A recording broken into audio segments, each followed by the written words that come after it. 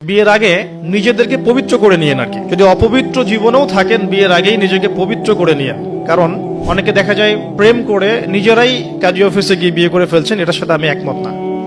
কারণ এখানে সাক্ষীর প্রয়োজন আছে, অভিভাবকের প্রয়োজন আছে, মোহরের প্রয়োজন আছে, কালিমা লা ইলাহা ইল্লাল্লাহর উপস্থিতিতে খুতবার বিয়ের প্রয়োজন আছে।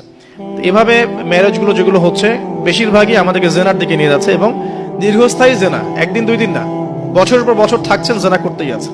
একটা পয়েন্টস মিস করেছি, একটু টাচ করে দিই, যে বিয়ের আগে নিজেদেরকে পবিত্র করে নিয়েন আর কি।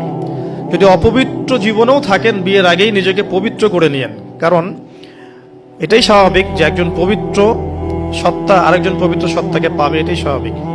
অপবিত্রতা পবিত্রতা কখনো একসাথে হয় না। যদি একসাথে হয়ে যায় তখন বিশ্বযুদ্ধ লেগে যাবে আর কি। কথা বুঝতে পারছেন? নিজেকে আগে পবিত্র করে নিয়েন। আর পবিত্র করার জন্য আল্লাহর কাছে প্রমাণ করতে হবে যে আল্লাহ, আমি তোমার বান্দা বা বান্দি। যখন আল্লাহ পাক দেখবেন হ্যাঁ আপনি সত্যি অনেস্টলি মন থেকে তওবা করছেন এবং পবিত্র হওয়ার চেষ্টা করছেন, আল্লাহ পাক সুযোগ করে দিবে ইনশাআল্লাহ তাআলা।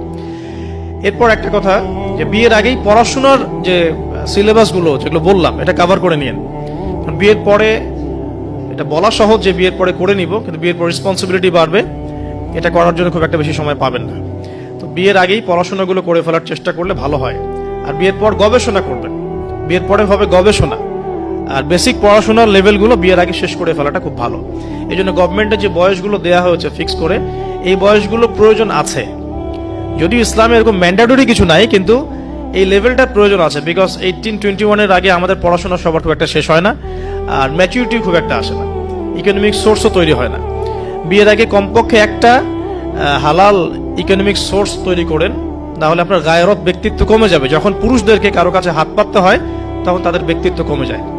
আর পুরুষরা যখন স্বাবলম্বী থাকে, হোক সেটা মাসিক 10,000 বা 20,000-ই হোক না কেন, স্বাবলম্বী থাকলে তারা গায়রতের পরিচয় দিতে পারবে ইনশাআল্লাহ। কারণ একটা কথা আছে যে ডলার টক্স, মানে ডলার বা টাকা, মানি টক্স, মানে কথা বলে আর কি। যখন আপনি সবার মানে ডিমান্ডগুলো ফুলফিল করতে পারছেন, আপনার বোন, আপনার স্ত্রী, সন্তান, শ্বশুর শাশুড়ি, আত্মীয় স্বজন, আপনি তখন সুপার হিরো। যখন আপনি পারছেন না, আপনার মুত্তাকি, আপনার তাকওয়া, আপনার ঈমান, আপনার অন্যান্য বিষয়গুলো খুব একটা মানুষের কাছে হাইলাইটেড হয় না। কারণ মানি টক্স, মানে কথা বলে আর কি। আপনার স্ট্যাটাস ইট টক্স, এটা কথা বলে। তো এই জন্য গায়রত বজায় রাখতে হলে আপনাকে একটা উপার্জনের সোর্স তৈরি করতে হবে। এর জন্য আমি বলি যে সূরা ওয়াকিয়া পড়েন, চারটার নামাজে অভ্যস্ত হন, সেজদায় গিয়ে আল্লাহকে বলেন আল্লাহুম্মা কফিনি বিহালালিকা আন হারামিক ওয়া আগনিনি বিফাদলিকা আম্মান সিওয়াক। ইনশাআল্লাহ হালাল রিজিকের পথ প্রশস্ত হবে ইনশাআল্লাহ।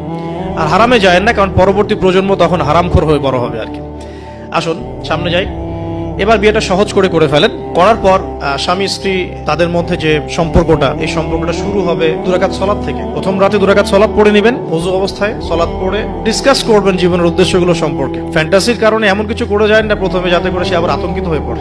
সময় দেন, তাকে টাইম দেন, তার সাথে নরম হন, কোমল হন। বিকজ একটা মেয়ে, যারা সতীসাধী মেয়ে, তারা পুরুষকে গ্রহণ করার আগে খুব ভালো করে তাদের মনের মতো একজন মানুষ প্রত্যাশা করে।